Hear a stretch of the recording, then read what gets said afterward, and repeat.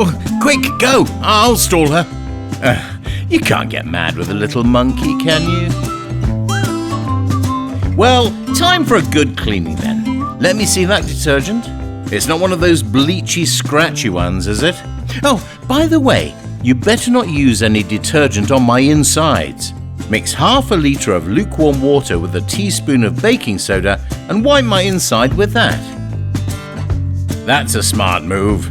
I wouldn't want to waste energy while you're cleaning me. Okay, first, remove all my detachable parts like shelves and drawers. Did you know that my glass parts can go in the dishwasher? Pretty convenient, huh? Be careful with those. I'd hate for them to crack or get chipped.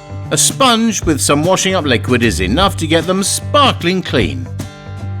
Now, wipe my outside and inside with a soft cloth or sponge. Then wipe me with a clean cloth once more to make sure nothing's left behind. Oh, don't forget my door seals.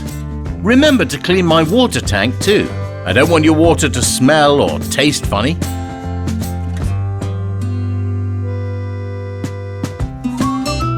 Hey, welcome back, guys. How was your ride in the dishwasher? Oh, that was really good fun. I missed you all.